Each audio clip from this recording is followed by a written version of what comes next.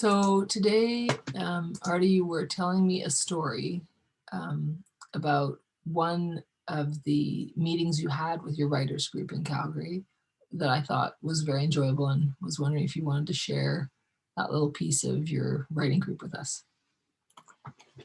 So this morning we were talking about the writing group getting together and what we did. So we were together for an hour. We have a 10-minute exercise that we do, and then we critique each other's writing, and sometimes we've sent it to each other ahead, so we've already got the work done and we can just sit down and either agree or don't agree. But I love this group a lot. It's not about cooking, it's not about keeping your house clean, it's just we don't care about anything but writing. So this day, one of us had set the agenda, and that was for everybody to write their own obituary.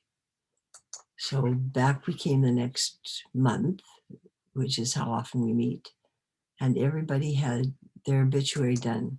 Catherine's was so incredibly beautiful. It was all about growing up on the prairie, and it was more than anybody would want to pay for. It was many paragraphs, but it was like the whole funeral. It was really beautiful. Then Rhea wrote hers, and everybody read theirs out, and I was left to last. And they said, "Let's hear yours, Arta."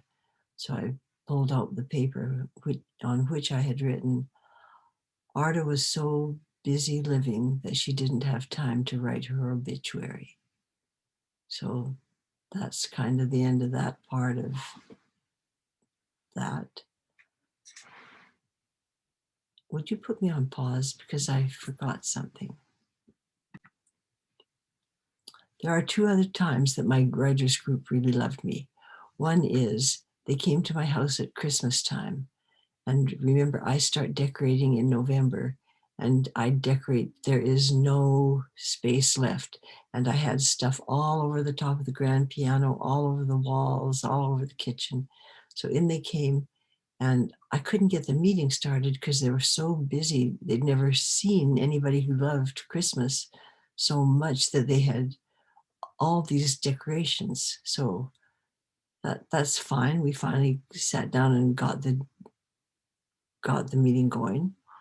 Now, it was only a few months later that in cleaning out the garage, Kelvin had taken a couch and he'd propped it up against the garage. And that night, somebody came and lit it on fire and then watched the garage burn down. And it was the neighbor next door who heard the crackling of the fire and called the fire department.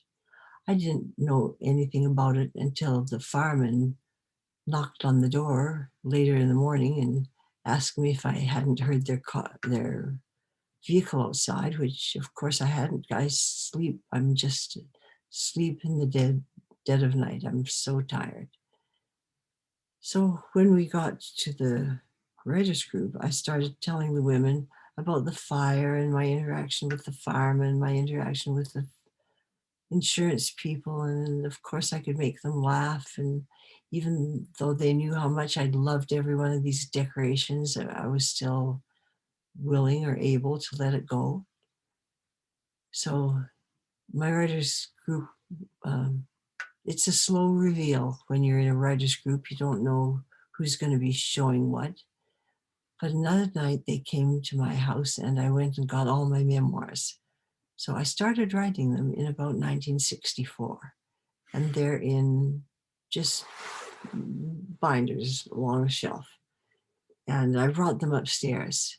And then that's when those women got into that set of memoirs and got reading. I couldn't get the group going again because they were asking, "Do you know how valuable this is? How beautiful the writing is? Please give it to me. I want to put it into a book." But to me, that writing is just done its job. It's me talking to my sisters, me talking to my mom and dad, me talking to my kids as they left home, me talking to my friends.